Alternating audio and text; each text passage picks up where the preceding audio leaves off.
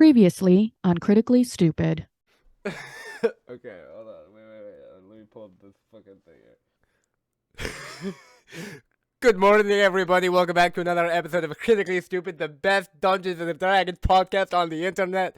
My name is Gareth, and I am here to refresh everyone's memory after the events of last week, the first episode of our brand new campaign.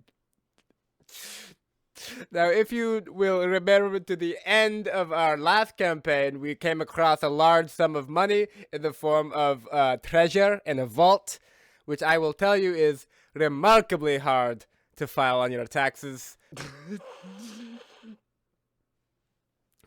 But nevertheless, we invited some tax professionals over to Trollskull Tavern to help us sort out that mess.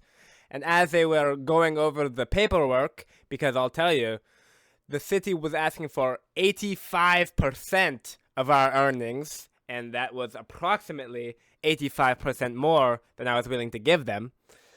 We were just about to convince him to sign that dotted line saying we had, in fact, zero money, when a pair of monster and monster hunter burst through the door, saying they were from Barovia, and from the sound of it, Barovia wants none of our money. So that's where we're headed. We found an old rusty gate blocking the way into the valley. There is nothing particularly interesting outside the gate except for that dead guy. But maybe there's something interesting inside the gate. Okay, I'll record a normal one too. Yeah, this is what I said in the chat. I have been my day was spent 6 hours straight just DMing and shouting in a castle, and my voice is gone. So this is what we're dealing with for tonight. I will apologize about it in episode. Okay. I think you sound great. And also, you don't have to talk too much today if you don't want to, because it's going to be a lot of No, it doesn't hurt. Into the thing. I'm disappointed. It doesn't hurt. I had high hopes for your performance this episode, and you're really letting me down. I know. I'm Shut so sorry. up. During Black History Month too. Actually, I'm going to bed.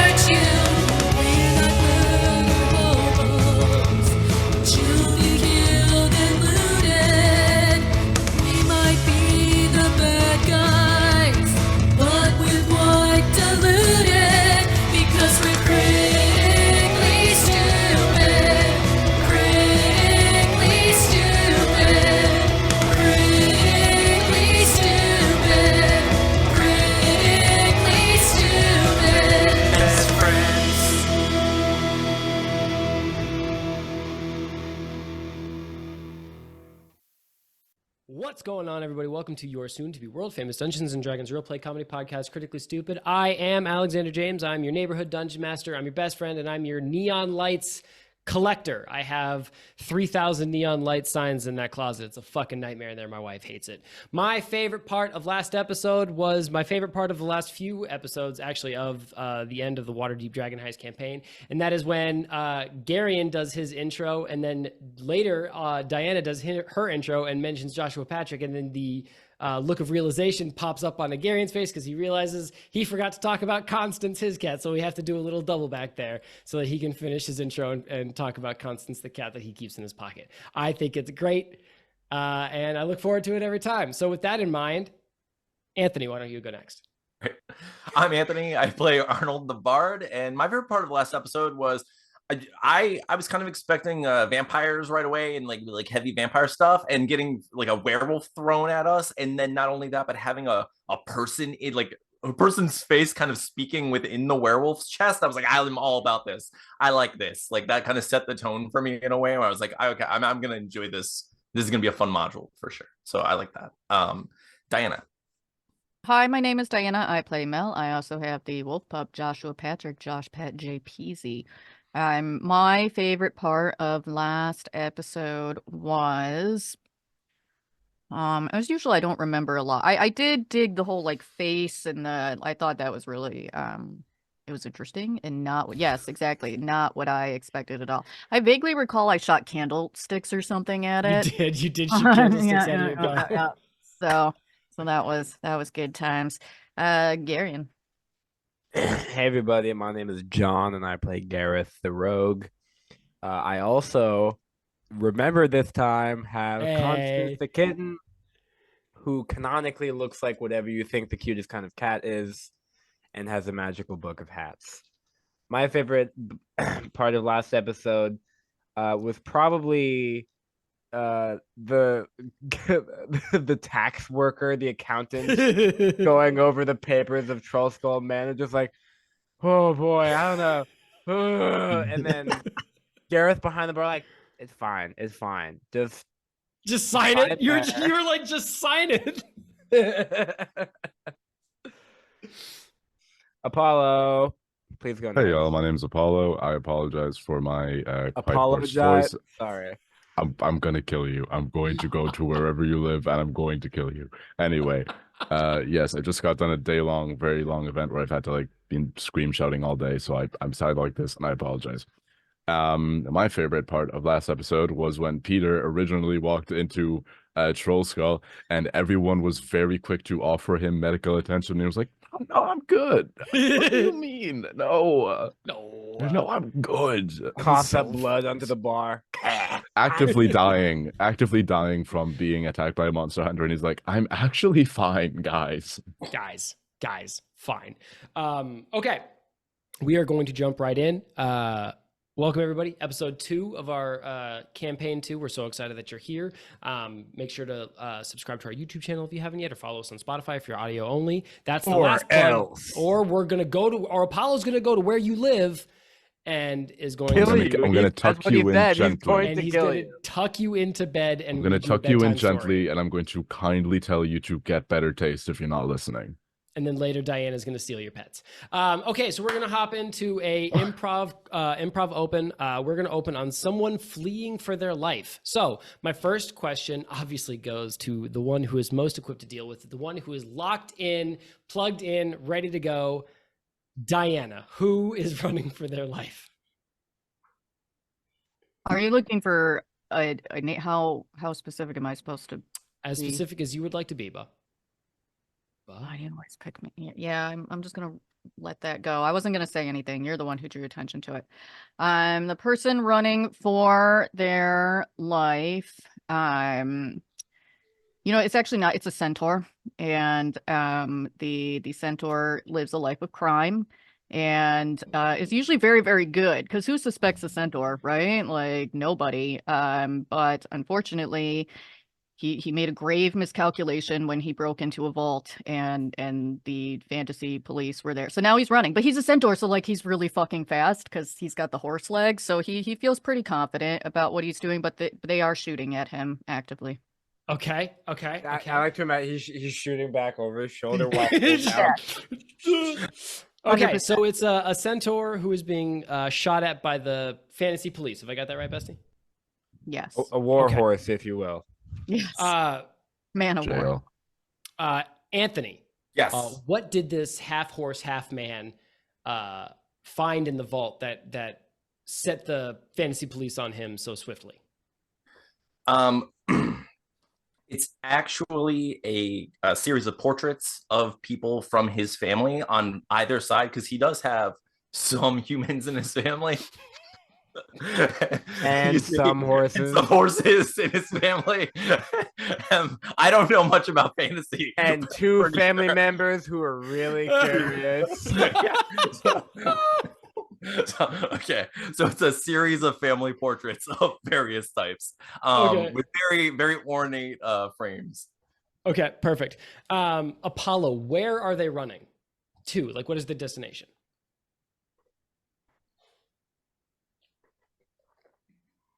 They're running to the bakery Okay. Hell yeah. because Please. You gotta yes, they're on the refuel, man. run, but everyone deserves a little treat. Okay. God damn it, Fantastic. that's so true. All right, my last question, Garion. What unfortunate accident happens to this half man, half centaur as he's running with his family portraits on his way to the bakery? What happens? You can also phone a friend. Apparently, Apollo would like to get in on this one. No, I have a question. Oh, please. You said half man, half centaur. Which half of the centaur? Because if it's half human of the centaur, Oh, that's half just a man, dude. half horse. He's a half man, half. You know what it is actually? It's a half full man- human. It's a half man, half centaur. So it's a regular centaur with just like a dude stitched into his chest.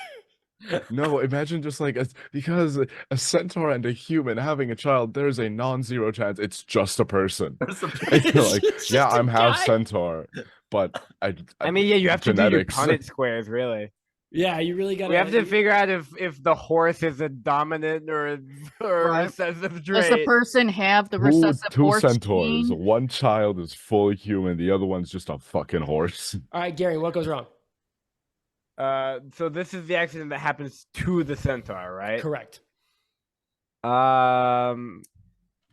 He's running from a vault to a bakery. Because he deserves a little treat. Yeah. You know what? I hate to say this. I think that the tragic accident is that the police catch up to him while he is sitting at the bakery eating his little treat. No. Oh, betrayed by the treat. He's just sitting in like a little cafe or like a little bakery. Like, freeze! Get on the ground! He's got a gun. Okay, perfect. We are going to open on you guys in the woods. It is dark, getting subtly darker. It is cloudy on the sky, and the clouds are very bruised navy, and you can't quite tell where the sun is or how long there is until full darkness. It's just got this sort of like permanent dusk sort of rising up from the trees, and you have just broken through this thick, choking fog to a pair of rusted wrought iron gates that tower 10 feet overhead. I would like perception checks from everybody, please. Just start us off today. One last thing that Gareth did before leaving Waterdeep is he made one last stop. I think to get something enchanted, could he go to Wicked Wares and Wilds with? Sure, for something minor. I mean, like nothing like earth shattering. You're not going to pick up like Agaragon's staff of dragon keeping at Wicked Wares. Okay, so alongside his Not with that time attitude. control capsule, no, Gareth got his sunglasses enchanted so that he's no longer blind when it's dark out. Okay, cool. They don't give him dark vision, but he can now wear them in the dark and not suffer horrible consequences. All right, Garion, I will give this to you. No problem. That's fine. Your sunglasses will not impede you in the dark. However, you will now, if a flashbang goes off, you're gonna fucking suffer for it. You lose that benefit. It's a knife that cuts both ways. I would agree and raise you that a flashbang is an overused bit already because you've already played that card. So if you do it, you're lame. Cool. He's got a But let's point. move on. Cool energy to bring to this episode. I'm just saying. If you try that, DM, you're fucking dog shit. Like you can, but if you do, maybe kill yourself. Like Okay. Just maybe. All right. Perceptions. Checks. 13. 11. Thank you. wow, Arnold. my character sheet is blank. That's no good. I got an 18. 18. And I see bees. I mean, it's not that bad. It's not bees bad. Bees bad is like sub 8. That's fair. That's when you see bees. I need to make a quick pit stop to dndbeyond.com because the PDF of my character sheet saved as blank for some reason. That's Are sick. these like little Transylvanian bees? Do they have like little fangs? Yeah, they Yeah. buzz around and go. Bzz, Yeah. Yes. Bleh, bleh. I apologize to any Eastern European viewers and or listeners. I don't. Okay. Well, shit. God. Garion, roll it up. Okay. Also to the entire Stoker estate. Oh, they're gonna be not thrilled with us from soup to nuts. Pardon?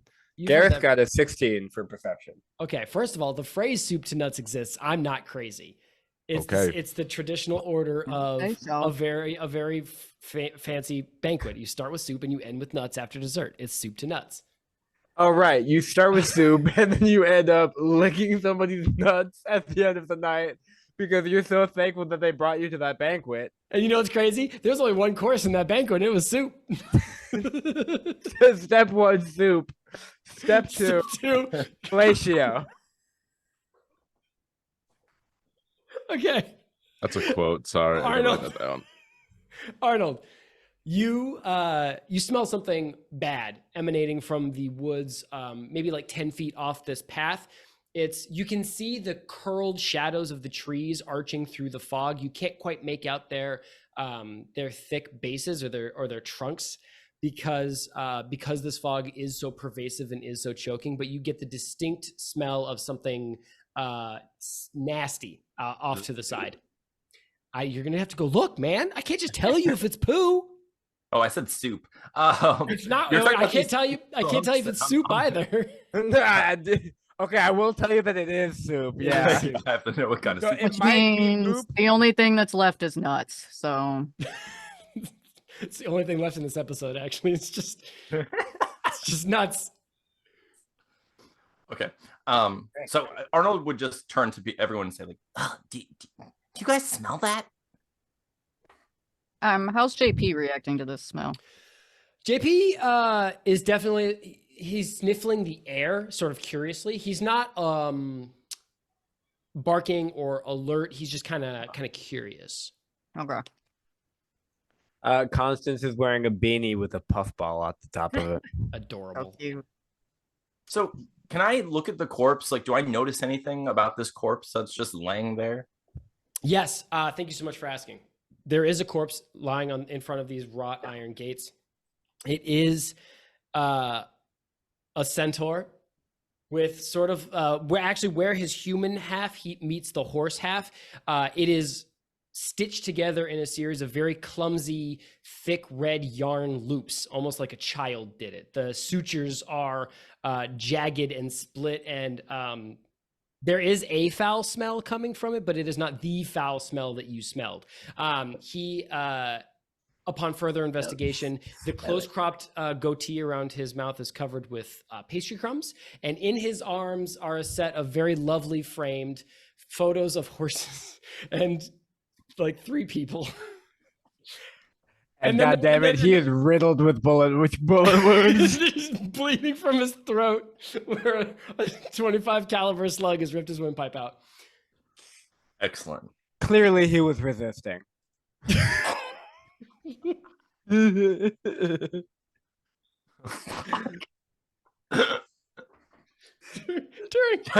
During Black History Month. During. Hold on, wait. I feel like that's a uniquely American problem, and Apollo lives in Ireland, so I don't think. No, that it's really not. Ooh, okay. I've Now heard I'm that just- about Ooh, Ireland. we now have I've lost a stories little for bit of you. naivety about the world.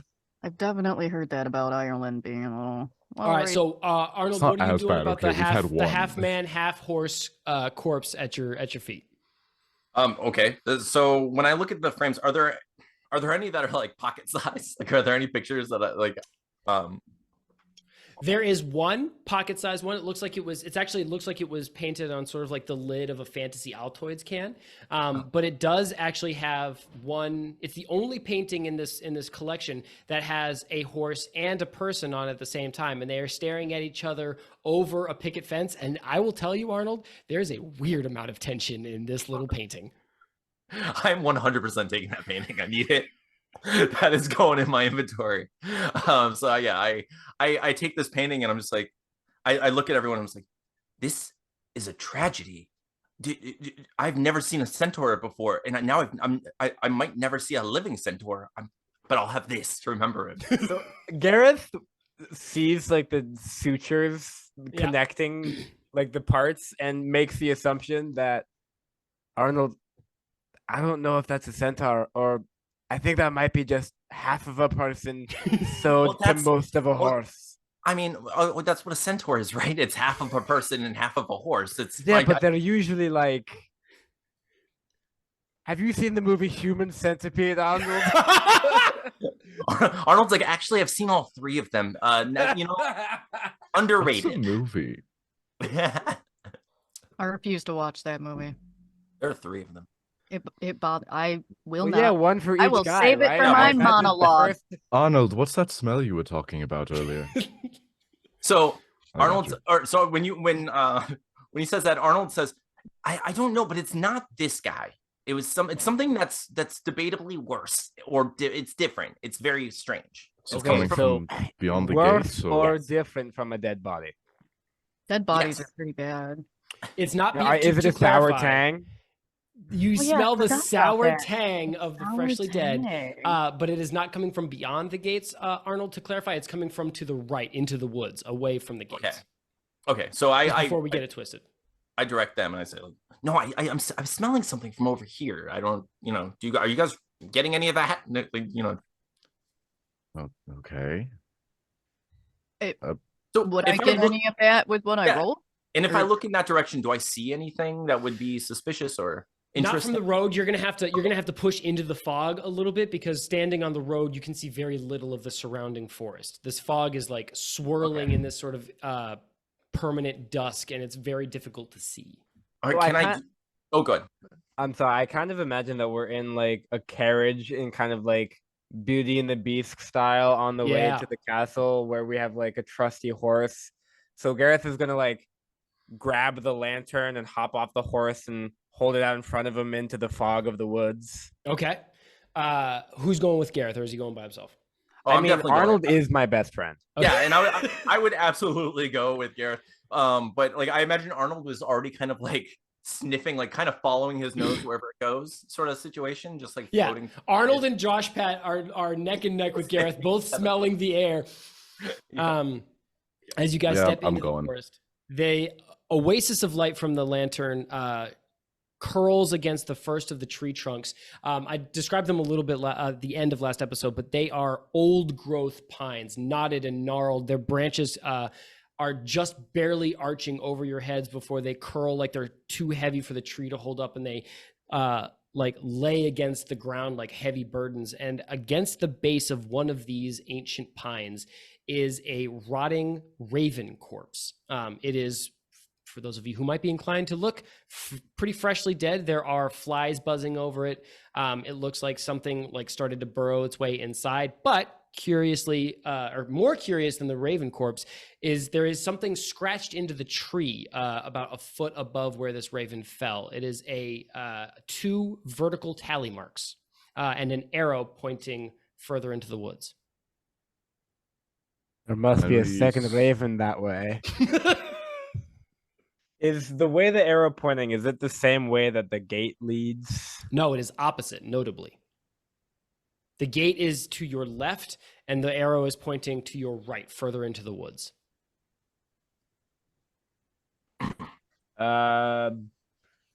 Is this what you were smelling, Arnold? The dead raven? Yeah. So I sniff. I imagine I would be able to recognize that. Do I have to roll for it, or is it? No, like no, just it smells like dead bird. like dead bird. Okay, I'm like, yeah. Like, so I'm like, yeah, that's it. That's definitely it. I would- Okay. Dead birds Well, smell more than dead centaur. That's I- weird. I am the. I imagine it's due to more trauma foul. because that's More the foul. first time we've killed. It is more foul. Yes. I was making a callback back to episode 1 when we killed those bird people. Yeah. there Oh, I you was go. gonna say that he God. could smell the birds due to like trauma. Nice. He's The got scent stuck in his PTSD. mind.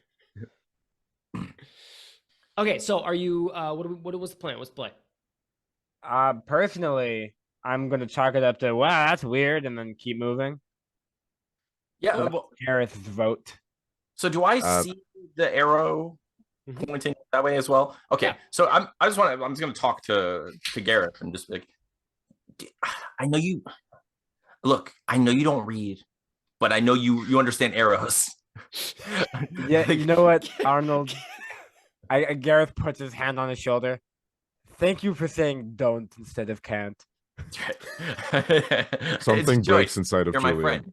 I would never, yeah, I would never hurt you. So I ask, why do you think someone carved an arrow into this? Are they choosing where birds are? Are they showing us a map of birds? Are they, what is this?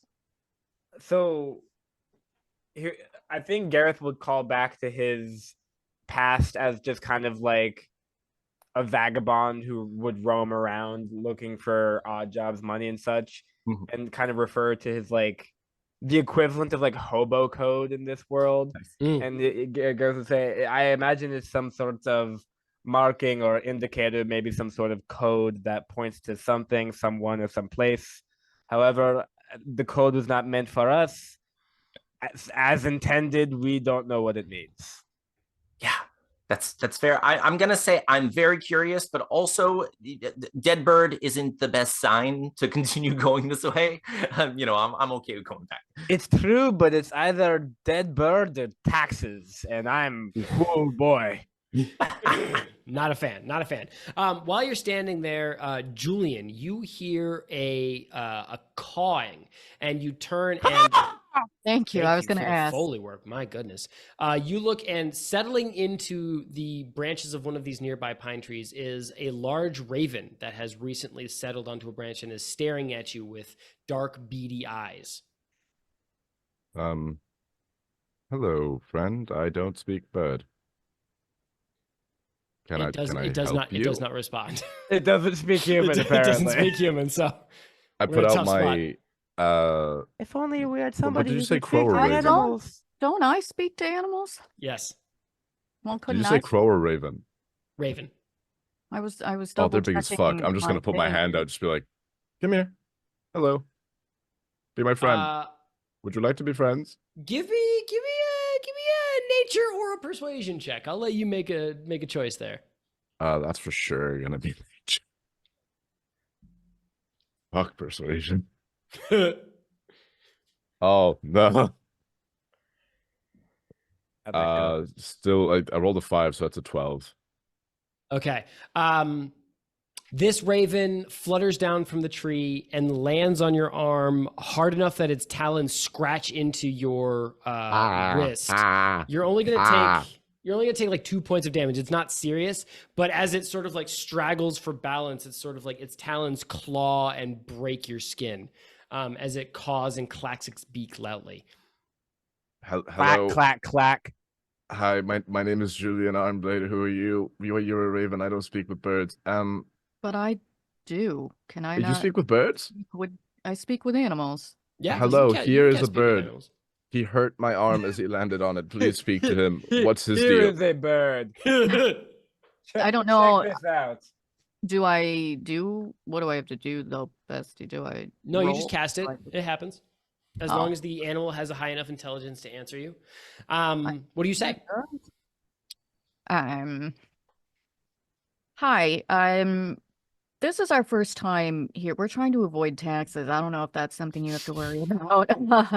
Sorry, the idea that you guys are here for tax evasion is probably my favorite bit of this module so far. I'm here for the vibe, but I know, Julian but isn't like avoiding 3/4 taxes. of you are doing tax evasion, and I love it so much. We're evading taxes, and then we also kidnapped our accountant just to make sure. Yes, exactly. Fantasy IRS is not getting us, not this tax season. Listen, there was. Oh wait, Arnold. Was I with Arnold when he saw the dead bird? I'm sorry. Yeah. Oh yeah. Okay. Well, Josh Pat we was. saw. I'm sure you reported it. That's true. We saw that another raven had died recently, and there's this centaur with pastry crumbs that has also appeared to die recently. We're not sure what's going on. Can you tell us anything? Yes, the raven flaps its huge wings with surprise. And again, ravens are big, like surprisingly big birds, bigger than crows. So one of them like brushes Julian in the face because of this like 2-foot wingspan. And it stares you down, Mel, and then you hear a cold, chirpy voice say, "Ah, the horseman rides! The seer spoke true!" And then with a burst of movement, it flies off of Julian and breaks through the canopy and streaks past the gates into the fog. Above table. The horseman rides. What? The seer seer. spoke true. The seer spoke true. Okay. thank you. Probably fine. Yeah, I was just about to say that's fine, right? Listen, I am a little Oh. concerned about this dead centaur that had its head cut off and reattached. Is nobody else worried about that? Nah, shit No, happens. really? I'd like to get a closer look. Honestly, Did the Ravens say anything of value? just a terrible foreboding warning. It's probably fine. Don't worry about it. No, Okay, hey, no, good. hey, Mel. now. Okay, Mel, well, I Mel, mean, please, Mel, please. no, Mel, that's please. good enough for me. While That he's is trying to half get of- the answer out of Mel, Arnold's in the back just trying to do what he just did with like finding a bird. It's like, what? How does You just summoned a bird. like just Mel, please. Half of my research is just foreboding prophecies. Please. It's just that you seem like an anxious little guy, and I don't want to make it worse. I would like to have the facts. We arrived in a weird place, and now birds are giving you foreboding prophecies. I would like to know what the prophecy You know is. what? That's fair. That's fair. It's Please and probably thank you. fine. It's probably fine. It was the horseman rides and the seer spoke true. As you say those words out loud, Mel, the trees around you erupt with ravens screaming, and 7 more birds burst through the canopy and streak in the same direction as the first one. Wow, really? It's probably okay. My Is bad. there any changes to the dead one? Or is it still dead? Yes, there is a change to the dead one, Gareth. The bird that you found was staring into the direction of the trees, in the direction that this arrow was pointed. As soon as you look down from the burst of movement from the treetops, this dead bird is staring right at you. Cool. yuck. That's normal. I Gareth would was going to still, completely ignore that. I would still like to get closer to the dead centaur. Okay, and yeah, you can see if try. I You can can't track back. see That's fine. anything. That's While we weird. check out the centaur, would I be able to cross-reference like that mini prophecy, like that snippet of a foreboding omen, with any research I would have on like fate Yes, and omens? Let's do this. Mel, give me a medicine or a nature check, and Julian, I'll take Arcana or religion or history. You're going to have to roll your dice with one of those 3 because you don't really know which one. Okay. That is a 8. Nope, it's a +4. So 22. 22 is quite good, bestie. Okay. Backtracking to this dead centaur, you take a second to get a really good look at it. You notice that not only is its torso crudely stitched onto this horse body with red looping yarn, but other pieces of this beast have also been stitched on. One arm has been like crudely severed past the shoulder joint into the torso, and several rib or shoulder bones are sort of like mismatched and snapped out of place. There is a tiny blue stitching around the spine that looks like a much finer, skillful weave. And there are several parts of this horse pelt that are stitched together in varying colors and degrees of skill. So whatever put this creature together, either did it over a long period of time or learned while practicing on this centaur. Or more Oh my than goodness. one. Or there were worked more than on one it. person. Listen, y'all, Normal. this raven, foreboding warning aside, this centaur is it's not normal, and I think we just need to be very careful whatever we decide to do next. Apollo, what'd you get? Like I said, I'm just cross-referencing, so I'm just 26 history. 26 history. Gotta put +10 to history, baby. Let's go. Okay. It's a good thing we kidnapped our accountant. Yeah, I with think I'm literally just taking out a couple of my notebooks, and just in my own shorthand, I'm just looking. Like Julian's just mumbling to himself, okay, the horsemen and apocalyptic in nature, seer, so definitely fate related. I'm just trying to see if I have any references in any of my research to a figure of the horseman and the seer. I will tell you this, Julian, the cadence and references of this foreboding warning, short as it is, ring to several tales you've picked up of Vistani travelers or soothsayers, as they're called as they travel up and down the Sword Coast. Are the iron gates that we're at, are they like locked or closed? You could try one. We haven't gotten that far yet. So Yeah, Gareth is just gonna try to open it so we can proceed on. Sure. Julian visibly starts panicking. This is why I didn't want to tell you anything. Look at you, you're sweating. You're a mess. Take a breather. No. Hold this. Gareth misinterprets the moment, goes like, "It's just an iron gate. It'll be fine. I'm just gonna push it open." No, the gate. The gate. Oh, okay. I don't. Oh God. Oh, okay. Oh Gay God. what? Okay. Who's gay? You're so... Okay, Garrett. This gate swings open with a hoarse, rusty squeak. You only get it.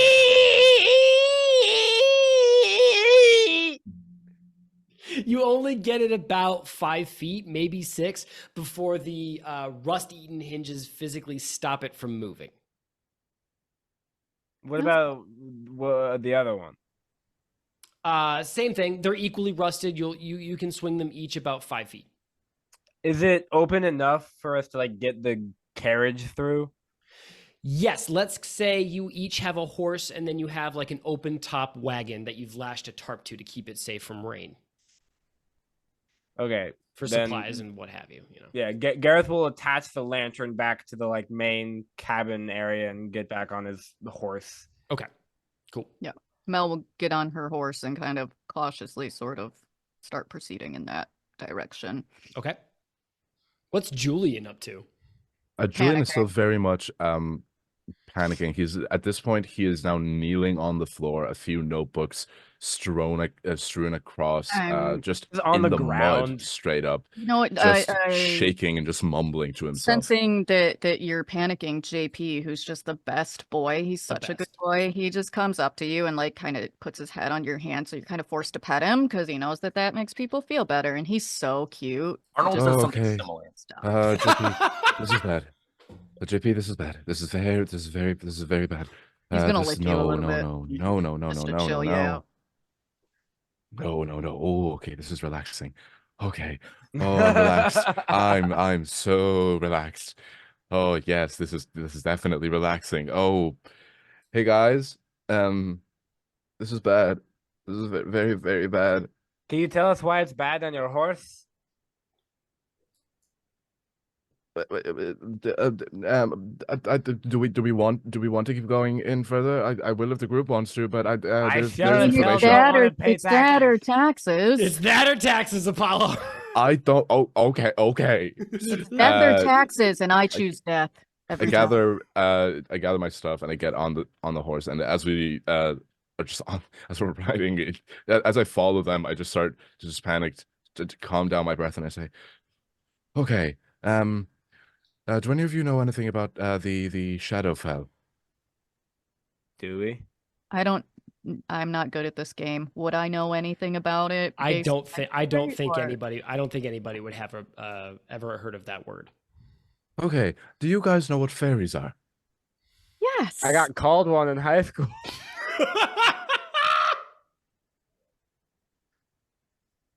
We had a friend who was also a cow sometimes, and she was a fae, and we love her and we miss her very Yes, the much. fae. So the fae are the native denizens of the Feywild. Imagine the real world. Imagine you took all the positive emotions and turned it into a place. can't imagine That is the Feywild. That is like where a great place. Yeah, that is why? where the fae come from. That sounds like the best. What I'm hearing is the that the fae Feywilds are can be hoarding all the tricky. serotonin. They can be tricky, but they're fine. Now imagine that you took all the negative emotions from the world and you turned that into a place. That's the Shadowfell. Fairfax, Virginia. Fort Lauderdale, Florida. Fort This is- Lauderdale, Florida, Wow. I was gonna go the Taylor Swift route. It's me. I'm the problem. It's me. It's in academia we refer to it as a mirror of the material plane. It is a parallel plane of negative energy that Is it all like gray and weird looking? yes, with it's all dim, monstrosities? dismal. It's a despair-filled reflection of the material plane. It So is like hypothetically, if you were to like use teleportation magic, would you just be taking a dip in there, or is that like a different thing? not necessarily. Some type of magic dips into the ethereal plane, some into the astral plane. A lot of it, certain spells like Blink will put you into the ethereal plane for a little bit of time. Anyway. Julian, okay. Julian. We Yes. don't plan ahead. We just go and hope for the best. So that's what Okay. we're There's what we're very gonna little do, and hoping. We're just gonna for- go. We're just gonna go. You Just should We're have been already able here. to tell of our mindset at the instant you looked at our tax records. By the Okay. way, This I have burned. it's worse than just the Shadowfell, though. In the Shadowfell, there are there are prisons made of pure despair. They're called the domains of dread. Very few have ever returned from them, but there is a native title of my community of travelers. autobiography. It's okay. We will cross that bridge if we come to it. We're already there. If Oh, if well, the let's get crow, crossing. Don't why if worry. the Let's go. if Yeah. if the raven is talking Like, about the Vistani, then we are already here, and we might not survive getting out. Okay. Well, I mean, Thank if God. this is a cage of despair, seems all right. I'm gonna cut in here. We're gonna do a smash cut as Julian's I'm trying to get him to. paranoid gibberings fade into the fog as you blacks follow out. as you follow this cobblestone road into the Start the yapping. mist. Associates his way through. The road leads to an overlook where, for the first time, the fog clears. You are looking at a misted, gloomy valley dotted with thick clouds of charcoal fog. Rolling thunder clouds cast a gray pall over the land below. Being dusk, there is no sunlight able to light any of these twisted, rugged slopes. There are evergreen trees climbing to the sides of towering mountains that frame this valley. The muddy road weaves down in front of you and drops steeply until it reaches a small, humble settlement hunkered down below by a copse of trees. And then far ahead of you, maybe a mile across this valley, perched up on the side just before these trees splinter into snow-riddled mountains, is a massive, towering castle with Gothic towers and spires, conical roofs dripping with balustrades and rib supports that go nowhere. For an instant, a spear of lightning crackles from a storm cloud above, and it illuminates this castle in a harsh black and white. And then, for a split second, the clouds roll away to display an almost full moon, yellowing and casting a harvest glow on this eerie scene. Welcome, everybody, to Barovia. I just shat my pants. All right, that's a great place for a pee break. We're gonna take a break and we will come back. See you again in a bit.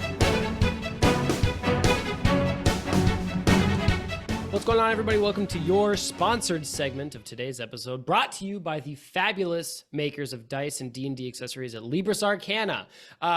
Anthony, tell me all about a set of Libris Arcana dice that you got and how it literally saved your life. I thankfully received an order of salamander sands just in time because I was going. I don't know. I know. People kept showing up at my door to murder me. I know you guys don't know this, but for some reason, people show up to just like hurt me all the time, and I don't have enough weapons in my house. I try not to be violent, but salamander sand showed up and they were just perfectly made and there were enough of them where I could just use them as projectiles, and they were fantastic. And it worked. And now they also litter the ground in front of my door, acting like a kind of like Macaulay Culkin Home Alone like trap. So I never have to worry about intruders ever again. Fantastic. What's crazy? Salamander sand saved my life too. I was like just really depressed, and then it was dice day. New dice day will take you out of depression and into the peaks of whatever the other side of bipolar is at the drop of a hat. I'm not saying you have bipolar. I'm saying that if somebody had bipolar, new dice day from Libris Arcana would fix it. If you want to get your very own set of caltrops, Garion, where can our listeners go to get their very own set of Home Alone style caltrops? I'm so glad you asked. And also, I think your tie looks stupid. They can go... No, let's not. That was so unnecessary. No, we're here now. Just keep going. We're doing an ad. You got paid to insult me. Congratulations. No, just tell them where they can go, asshole. Thank you so much for asking. They can go to LibrisArcana.com and they can get anything on that entire website for 20% off if they use code STUPID20 at checkout. That includes resin dice, handmade resin dice, metal dice, and also book covers. And if there's anything else on the website that I don't know about, find that shit too. All of it, 20% off. Anything on the site.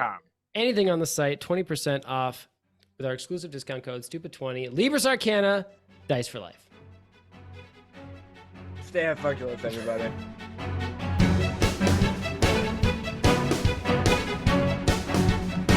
All right, what's going on, everybody? We are back from our break. I hope everybody has a fresh beverage, or if you're listening to us at work, I hope that you don't hate your day too bad so far. Or get caught with your beverage that you're sneaking at work. Don't get caught with your beverage that you're sneaking at work. # drink and work. Okay, so we as a podcast condone drinking at work. We let it be known. Unless it's fun. Okay. You guys have just approached an overlook looking into the valley of Barovia. There is a cracked and leaning sign that does say, "Welcome to Barovia." You can see it illuminated in the of lightning and thunder. Nice. Arnold that was a good lightning sound. Arnold bends over and he says, "We're entering Barovia." Julian screams. Barovia? But hey, Julian, we're entering Barovia. Julian screams. Julian just kind of screams. Just starts running in a circle. Just in a circle. Just starts running and screaming in a circle.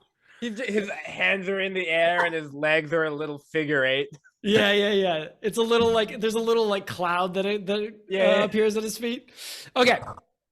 I assume you guys are gonna ride down the only road available leading down into this valley, unless you. You're goddamn right. Okay.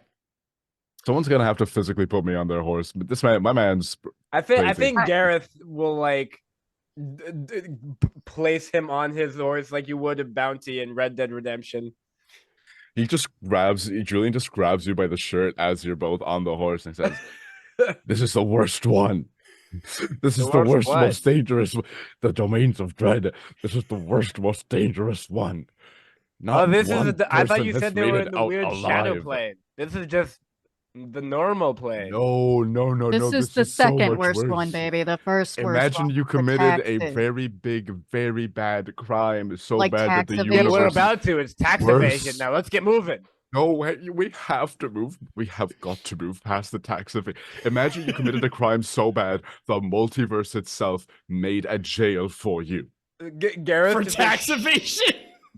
Gareth just goes shit and leans it and just gently kisses Julian on the forehead. I slap Gareth.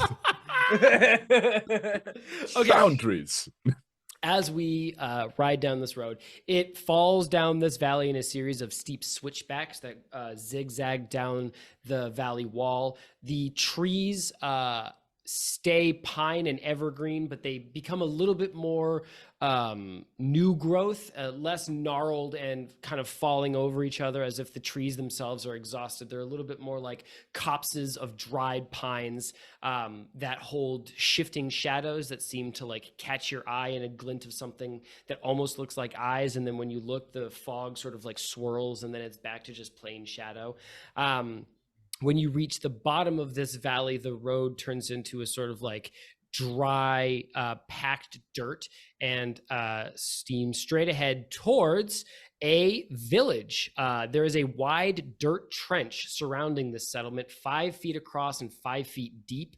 And as you close the distance between you and the village, you notice that this trench is lined with hundreds and hundreds of sharpened wooden stakes buried by their tips and pointed upwards so that it looks like a huge multi-road with teeth mouth has surrounded this village, is in the process of eating it like one of those Star Wars monsters. There is a charred, previously standing wooden barricade that partially blocks the gate to this village that has been clearly burnt down and then rained on and then dried out and then burnt down again. There are broken chairs and barrels and crates that have been shattered open. And walking into the village, you see a pretty like standard shitty village. The houses are leaning and a little decrepit. They are mostly made of wood. The average house is missing 5 or 6 shingles.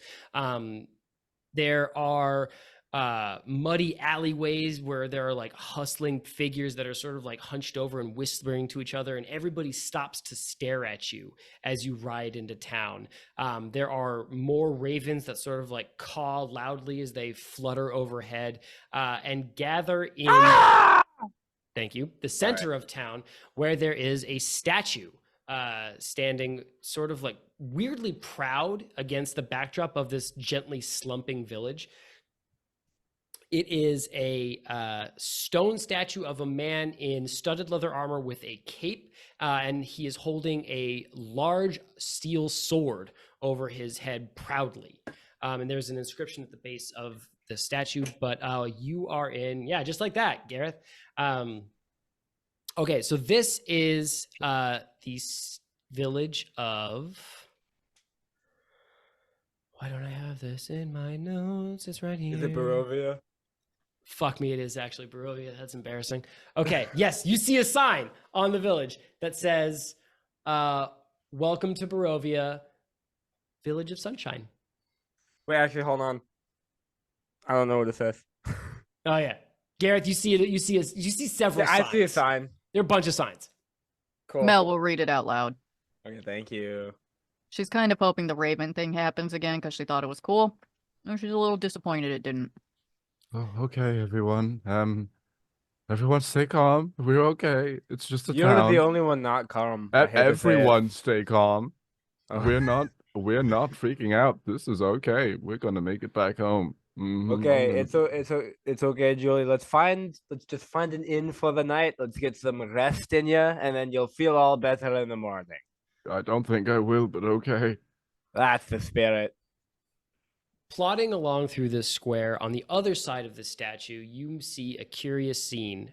There is a massive pile of charred wood, different from the scraps and bits of furniture used to make this slapdash barrier in front of the village. This is like 2x4s from people's houses, bits of flooring that have been torn up as a whole, people's like living effects that have been cracked open with raw axes and sort of like thrown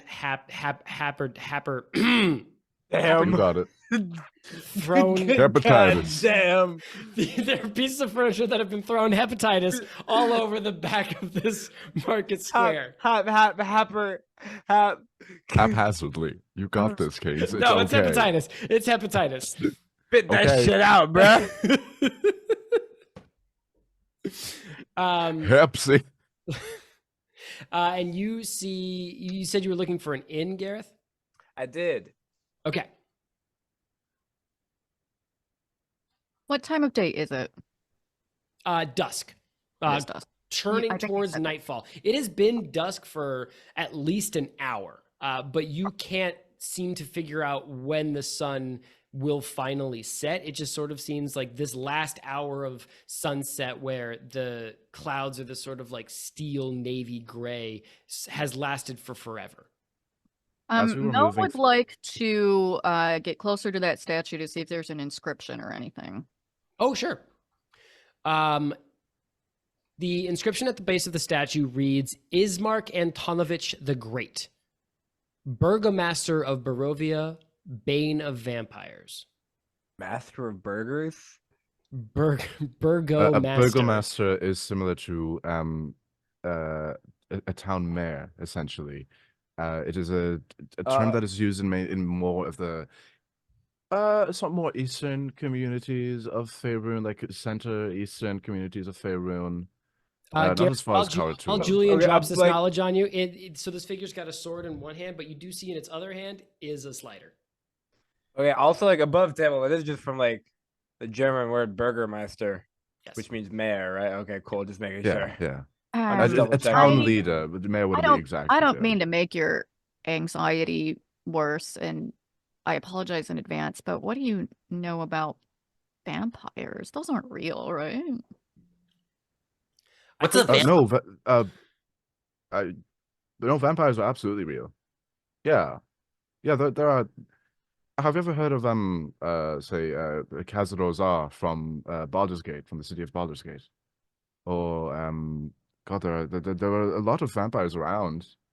Some of them are very high elites and polite society, but I don't. I knew a vampire once. He visited my village. wait, what did the statue say about vampires again? That mostly just that he was real good at slaying them. Okay, I don't remember word for So- word, I'm sorry. great news, gang. We're in a domain of dread that's infested with vampires. Ah, Is that a luckily bad for me. thing? What's a vampire? Oh. I want to hear Gareth describe what a vampire is to Arnold right now, please. Mel's Okay, gonna like Arnold. put a hand so Julian doesn't jump in and say it. Yeah, and just she's like gonna be gently, "Hold just on, gently hold on, cover hold Julian's on. mouth. This is gonna be funny." Okay, Arnold. You know monsters, like evil monsters. I mean, I've met a lot of monsters. A lot of them are my friends. What do you? Okay, know? evil may have been derogatory. Times are changing. It's really based on the individual. I apologize, but monsters, right? Yeah. And you know how some of them are like kind of sexy and look like humans, or yeah, or those a are some of humanoid my- race. Yeah, of course. Okay, so one of these kind of sexy monsters is called a vampire. And the two unique traits about the vampire, aside from the sexiness, are that they drink blood to live, or maybe just because they like it. I don't know why, but they do it. And I'm pretty sure that they don't like sunlight because they're introverted, or I can relate to some of this. I mean, because here there was a vampire who visited my village. He did only come at night, but he also didn't talk to a lot of people. So I think it might be just social anxiety. Okay, so why are we afraid of them? And why is this statue celebrating someone murdering people who just don't like the daylight? I don't I understand. think it's really the blood drinking thing that gets to a lot of people. Well, to be fair, I mean, there are all sorts of animals, and we all kind of eat a little bit of animal from time to time. You know, like I mean, Arnold. listen, Arnold, a mosquito's on your arm. What are you human gonna do? You're gonna blood. slay it, right? And sometimes you get a statue made for it. Oh, I see. So vampires are mosquitoes. Okay. Except sexy, yes. You Sexy get it mosquitoes. exactly. Bigger, Sexy and they'll mosquito. like drain you of all of your blood. Julian, They're you look like you're undead. about to They drink explode. Are you They drink okay? elf blood? You hit the major points. Undead, very evil, will kill you. Kind of Sensitive sexy. to Yeah. sunlight. Really missing that sexy adjective, I think. Bring the sexy back, please. I think that I've never seen a vampire personally. I've only studied them in text, but they have an ability to like charm people. I can relate hit to them that. under their Sexy, influence. yeah. So I don't know if the sexy is just alleged because Am I of a their vampire? charming abilities. I don't think. No, you're alive. You are not undead. So you're not a vampire. Sorry. Arnold's just looking at his hands. Oh my god. I'm dead inside. Does that count? After No. Julian says that you're alive, you're not undead, Gareth looks at his head like, am I a vampire? All of us are alive. None of us are undead. But I died. You died? Yeah. Fun fact. Sorry, little known trivia about me. I'm from a wizarding village, and I died once. How did you come back? There was a dragon. Okay. Tough. I'll ask you later. I'll Gareth. make a note of it. Ask There later. is a building ringing this square that has 5 or 6 ravens sitting on the roof. There is a sign in the front that is bleached with age and disuse and is on rusted hinges, but it says the Blood of the Vine Tavern. And then there is a very faintly painted picture of a cluster of grapes. But standing on top of this sign is a massive raven. With a cruelly hooked scar cutting its face almost in half from the top of one eye down through its beak that looks like a twisted jab of lightning. It's pretty badass. But it is looking at you intently. Is it at us as a group or anyone in particular? It is looking at whoever is standing closest to the statue. So right now I think it is Mel, because she was reading the inscription. So I think Gareth is like actively looking for an inn. So I think he would be heading towards the door, maybe. Okay, sure. Because I mean, it's not like he's reading the inscription. Fact. Okay, let's head inside to the Blood of the Vine. Let's do a smash cut. Blood of the Vine Tavern interior. Nice. Standard tavern. There's a hearth burning.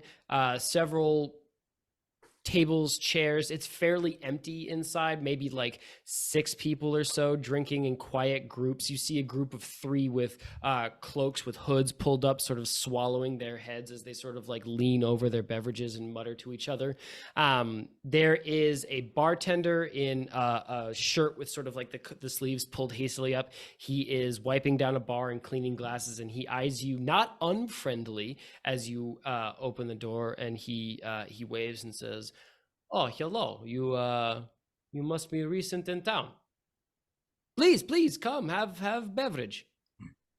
Urstel Floxen? Is that the voice? Why we're don't you go straight to hell, lady? Hey, listen. This is my distinct character voice, and why don't you eat the fat one, as the kids say? I can't hear you through all your mouth penises. Oh my god. Okay, Gareth will, I think, just like head right to the bar very confidently and sit down and order not only a drink for himself but a room for the party. Okay. The bartender, whose name is Antonovich, says he has rooms to spare. And the rate, actually, Gareth, is suspiciously cheap, especially for a pretty glamorous holiday destination such as Barovia. Can I ask you, friend, why are all of your rooms so empty? I mean, this beautiful valley is like right out of this episode of Scooby-Doo. Where is everybody? This is what I am saying, because it is the summer holidays, and normally we are going gangbusters with the kids who are here to do the surfing and all of the other fun summertime activities. But you know what you should do is you should ask Izzy. Izzy is and Is there's who? a moment, Gareth, where you mean insight check.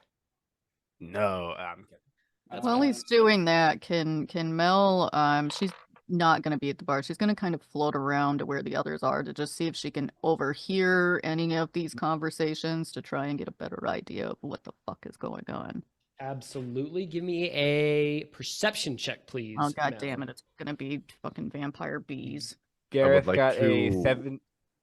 I would like to establish that I also would have been up at the bar with Gareth. Could I also do that insight? Yes, absolutely. It's like, Gareth got a 17. for I got a insight. nat 20, which makes it Uh, a No three. shit. I know, on a perception, I was so sure it was going to be bees with little fangs. actually, Gareth. Finger's not the thing. Gareth, this is your scene. Do you want me to just give you the help action so you can roll with advantage? I mean, shit, I already rolled pretty well, but I rolled Yeah. 17. If you want, what is your insight bonus? My insight is +6, but I mean, Yeah, you're mine's taking +1, dude. Why don't you go ahead and roll? Well, you can roll inside, brother. You go, please. Feel free. Are you sure? Okay. Oh, I rolled a 2. Fuck off. After all that. Okay. Hey, I was gonna give you the help action. Let's do Mel first. Mel, as you walk through this tavern room, again, not very many groups, so you do cut a slightly conspicuous figure as you sort of stalk through. But what you notice But I is have a this. cute dog. You have a cute dog. Josh Pat is fairly at ease here in this tavern. He's not on edge. His hackles aren't risen. You see on one wall, there's sort of like this portrait wall of like individual pictures that sort of like spread in a wide swath. However, there is a notable sort of like 6-foot section of pictures missing, where there are frames that have not seen. You know how you can tell when pictures are missing off a wall they've been hanging on for a long time? There's a number like that of faded after like square. exactly. There's a number of pictures missing.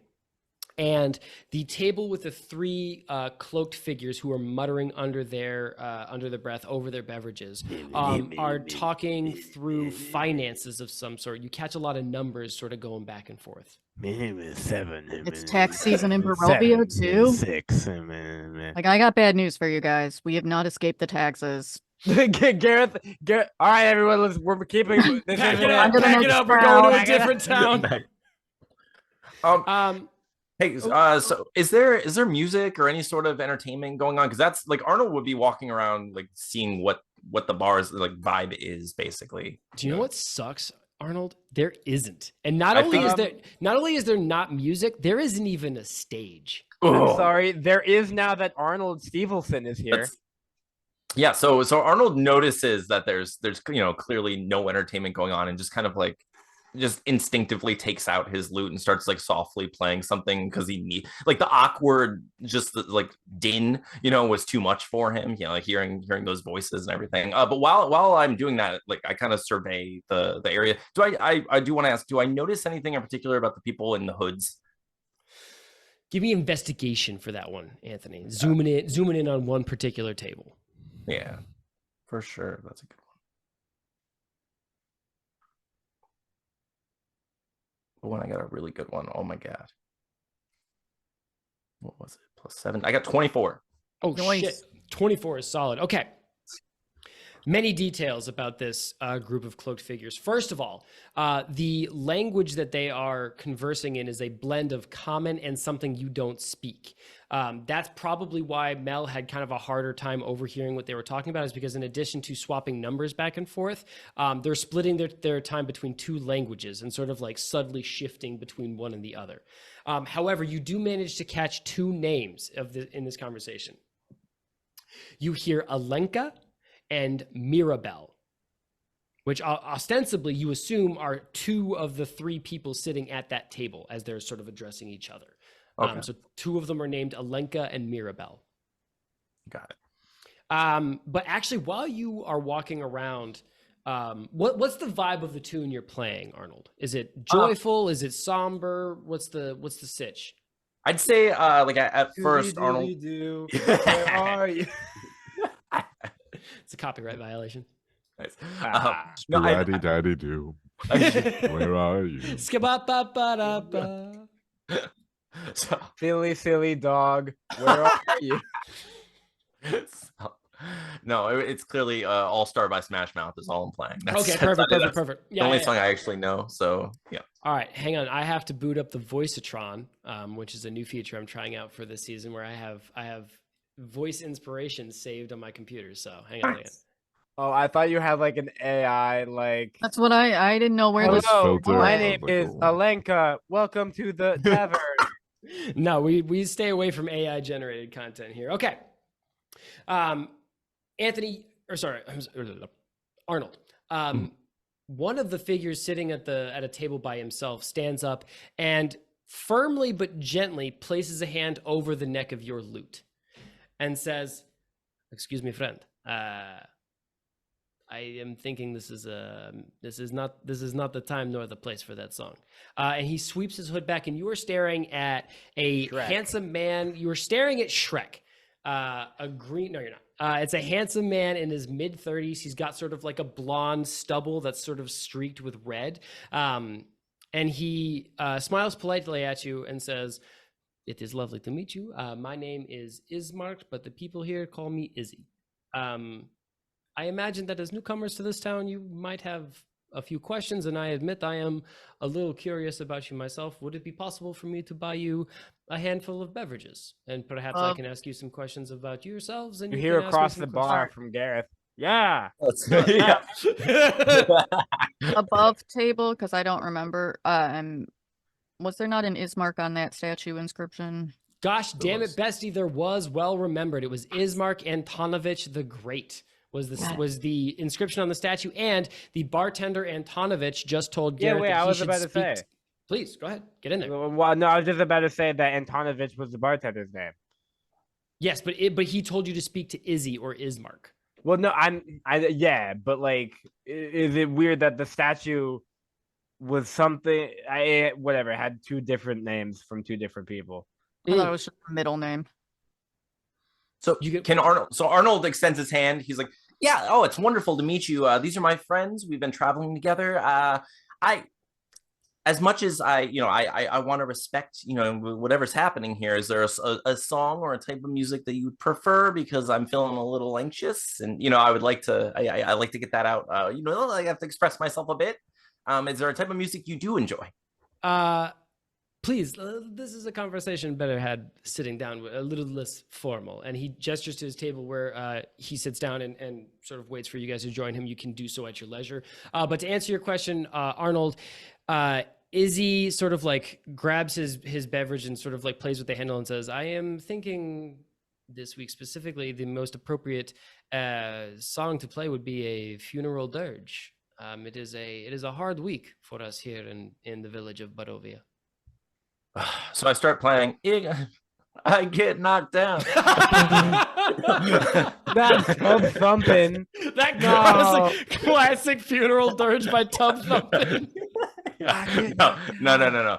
So Arnold starts just like.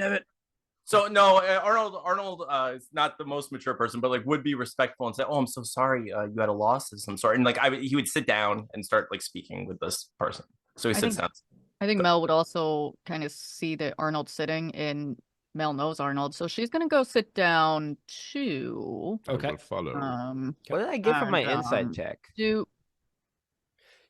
Gareth, you notice as this bartender is telling you to speak to Izzy or Ismark, and you hear the scraping of chairs as some people sit down at a table behind you. You haven't turned around to see any of this happen with Arnold or Mel yet.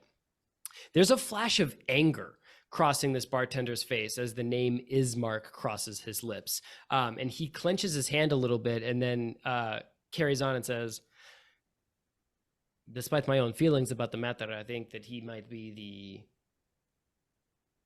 bastard son, no less, the person to answer some of your questions." Bloom? Okay, well, there's a lot of subtext I bastard don't really want to sons read between- into there, but thank you so much for the beverage. Thank you so much for the room. How is the beer, by the way? Passable. I mean, like, oh, I'm so sorry. You asked about beer. Disgusting. Okay, cool. Cool. So, notable thing about Blood on the Vine Tavern, they have several wine bottles stacked up behind the bar, various shades of red, white, rosé. They've got different crews, different age, and then next to that they have like a rusty tap with one spigot that sort of like drips like a nasty ochre colored foam, and that's that's beer. And it's got like a piece of masking tape that says beer on it, and that's what Antonovich goes to pour your glass of beer, and he like looks at it sort of distastefully and then like flicks it to you like he doesn't even want his fingertips to touch it for too long. Oh.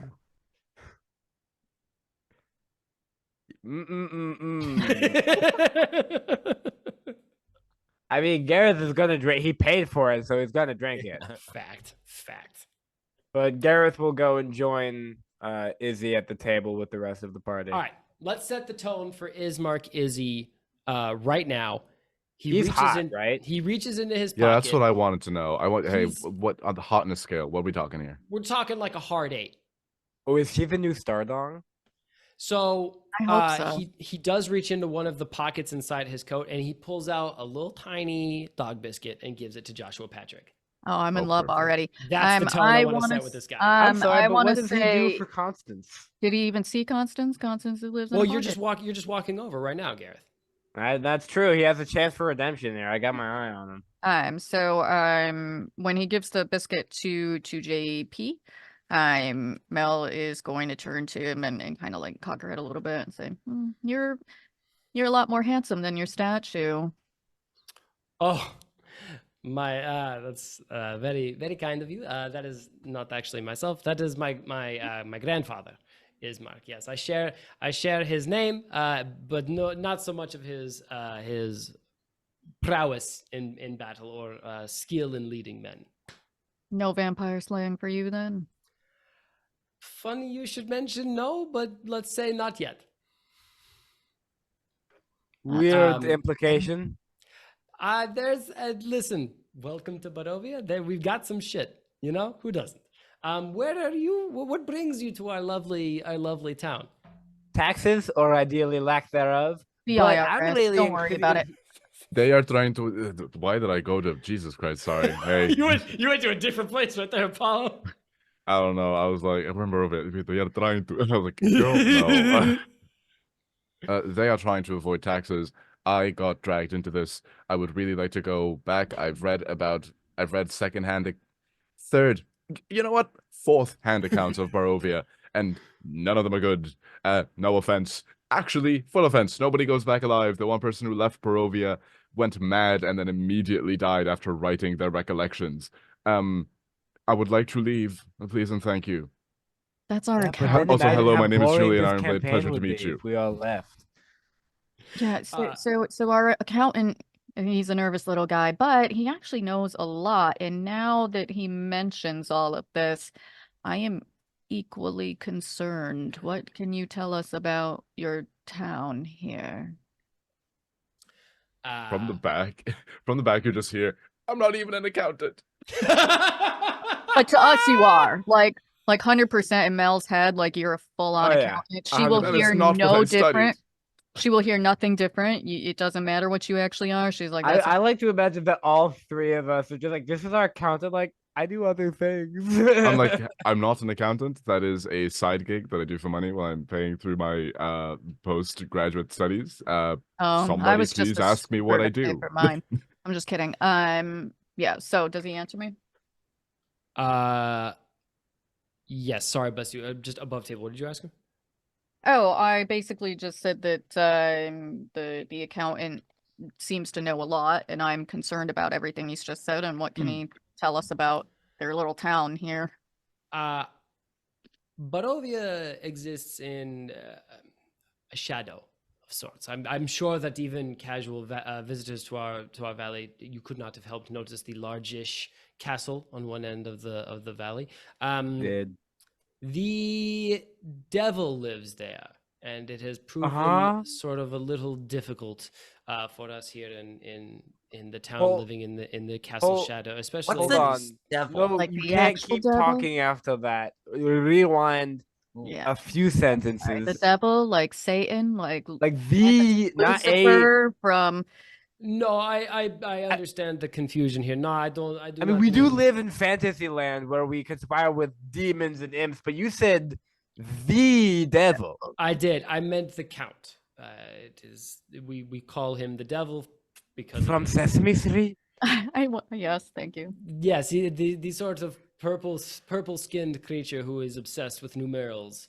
The other one was giving me numbers. I did overhear the table talking about numbers. So And what numbers are this oh my whole, God. this whole module of Sesame whole Street. thing is Sesame Dude, Street. the tally quit. marks on the tree. The tally marks.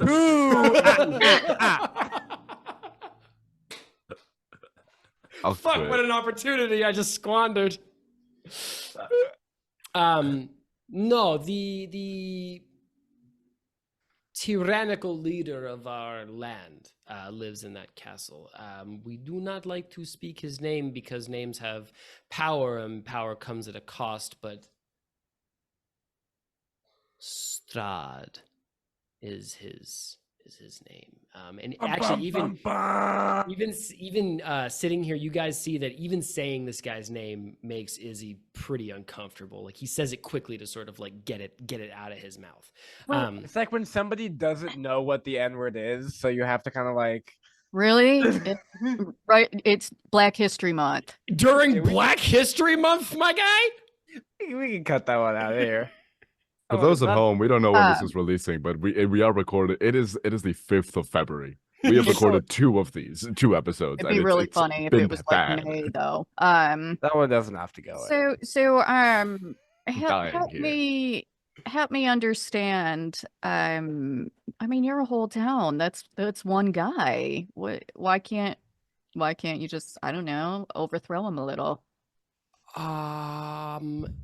He's a vampire, isn't he? Oh, this is a little easier. He is. Wait, no. I was guessing. Am I right? Oh no. So he is eternal. He does not live the sort of standard life that seems to afflict all of us. And he is impossible to kill. Oh, sort of. Good. Well, that's... and actually, as he says this, you hear a glass smash at a nearby table, and a figure with huge, burly shoulders and piggish eyes and a balding hairline stands up, and he's holding the shattered remnants of a mug. And he turns around and glares at Izzy, and he says, "It is a fool's errand to put your faith in Ismark the Lesser." And Izzy says, Bildrath, calm yourself. This is no place for a confrontation. If you like, we can speak a little later. But the big man shrugs these calm words off and says, "Best to seek better company, lest you wind up in the ground like the last fools that trusted this one." Can Gareth, in an effort to like calm someone down and be like, "Listen, we're not necessarily putting our faith in anyone. We are newcomers to the town, and this is the first gentleman who has promised information to us. If you have information that you think is better or more trustworthy, then we are all ears." This is your first night here. First one. I think it's been maybe 13 minutes.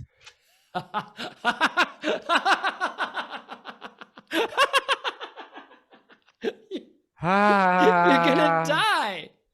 Oh, eventually. We're all Finally. going to die. Well, yeah, at Perfect. some point. I mean, listen, I'm still coming to terms with the fact that I'm going to die before my dear friends here, and they're going to have lives beyond my span. You know what, that's though? not something that stresses me out. He already died once, so I think he might be exempt. And that has nothing to do with my current stress about the situation. Can we go back to we're going to die? Why? I'm trying so hard to not freak out right now. The reason that this man is speaking to you calmly and politely over a glass of wine, and he has dog biscuits in his pocket, and he's going to filch out a saucer of milk for that, I will say, objectively cute kitten that you have in your pocket there, is because he has led this entire village to its death, and we are all going to suffer for his foolishness. What he do? As this huge figure says this, you hear a screaming of ravens outside. And when I say screaming, I mean the entire tavern reverberates with these loud bird cries. Please, Gareth.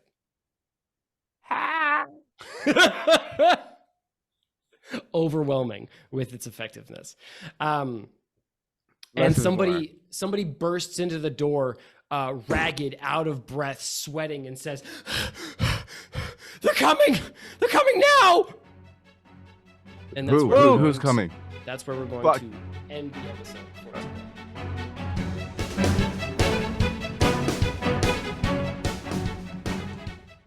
I am going to start work today. Episode 1 got a little long, but I'm going to do my goddamn hardest to keep these episodes about an hour and 40 minutes so that after editing, they're about an hour and a half. That's on me. You guys don't need to do anything, but if you start like feeling me wrap it up at about the 90 to 95 minute mark, just sort of like go with that, Diana. Okay. There it is. Last He's talking to me, and I know it. Yeah, so you guys just need to, if you guys want to be aware, just you guys, Diana, you guys. If you hear me wrapping up, Diana, you know, Diana. maybe into it and Maybe just shut the wrap fuck up and everything. not start talking about your school bus trips or whatever. School bus trips. When was the last time? Nope, you're getting me started. No, You see that? You see that? You don't even need Stop. that.